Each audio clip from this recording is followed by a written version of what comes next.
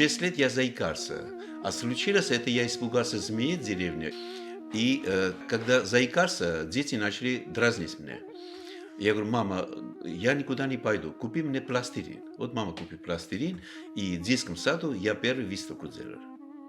Я помню еще девушка такая маленькая, она и звали, еще помню, она целовала меня. Это для меня было это все.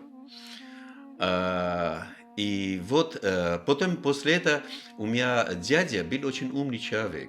Когда видел мои пластины работы, говорит, это ребенку надо дать дворец пионеров. Вот я 9 лет поступил в дворец пионеров.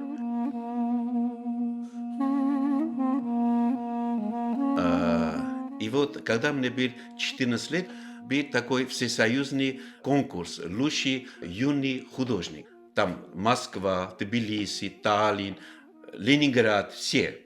Это был Ереван, общий 300 детей.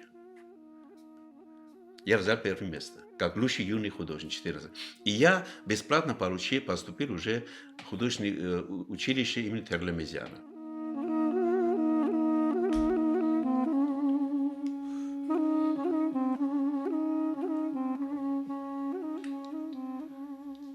В скульптуре есть и живопись, и архитектура, и графика. Архитектура – это ты строишь формы. Живопись – это когда ты патину заканчиваешь. Это такой кайф, это наслаждение. А графика – это линия. Без линии она не строится. Линия – это тоже очень сложно, не всем дано. Вот это, чтобы в скульптуре видишь линию и чувствовать объем, это очень сложно. Это Бог дает.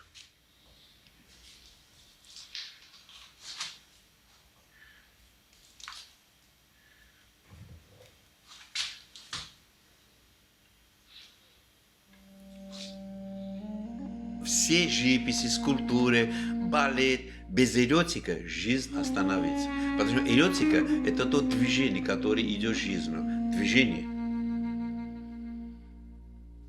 Это как Елена Воронцова сказала, вопрос дали, а что такое балет, искусство? Говорят, да это эротика. Одно слово – эротика. Когда этого нету, людей скучно смотреть все это.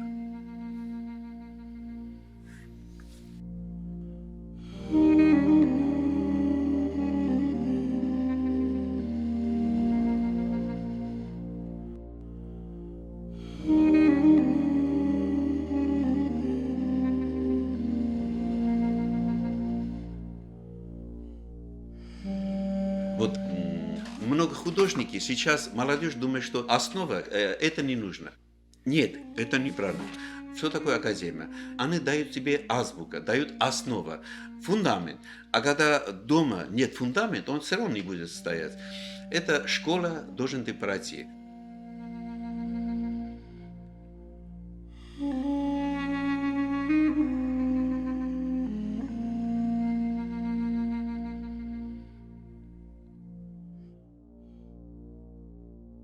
Здесь в мою руку поставили вот 10 лет. Это самый известный художник Акоп Акопян.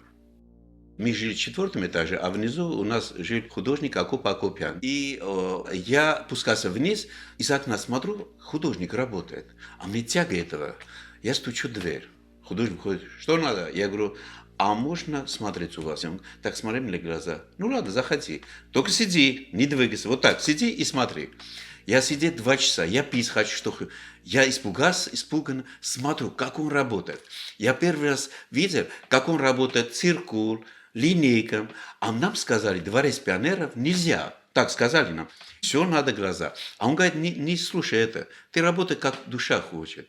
И он мне даст задачу. Завтра принесешь мне 10 набросок. Через месяц принесешь 50 набросок. Как 50? Да, 50. Как хочешь работать, принеси столько набросок.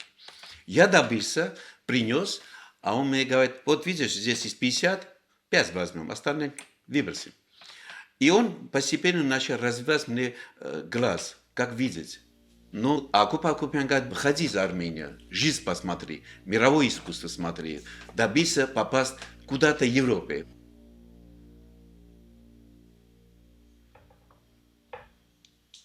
И один день, когда мне не взяли в институт поступить, я поехал в армию, в Германию попал, я очень хотел. И там я начал хорошо рисовать. Генерал видит, говорит, у вас очень хороший талант есть. Я думаю, после армии ты останешься у нас. И 3 года я оставался в Германии. У него друг был Фриц Кремер, Бамесен знал. И я ходил как военнослужащий с Дрездена.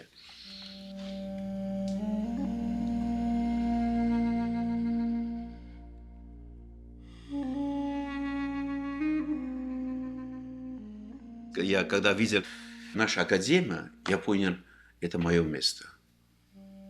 Это то, что нужно. И я остаюсь здесь как военнослужащий.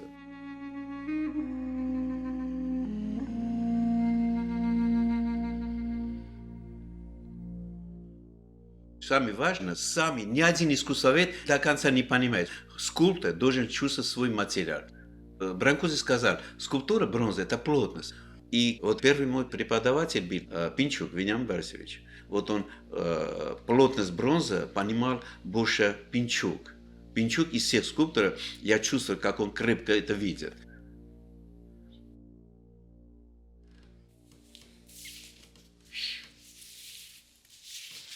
Так.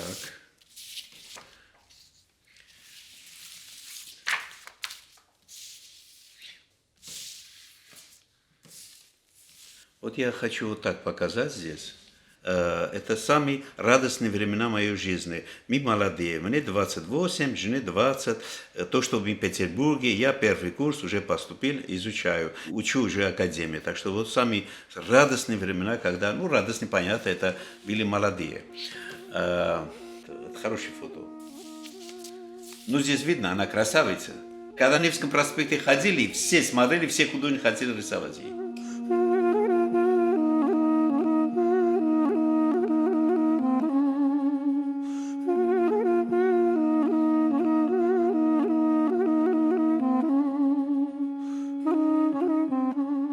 Мою жизнь, не один раз я хотел бросить искусство. У нас в 90-е годы были немножко каша, дети маленькие, надо кормить, жена болела потом, и я 10 лет не лепил. Так получилось, 91 год, и начал в 2000 году, после смерти жены моей.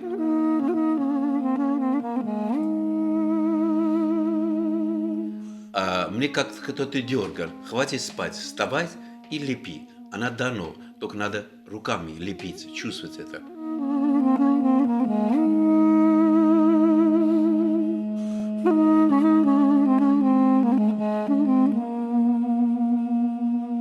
Еще что двигало действие?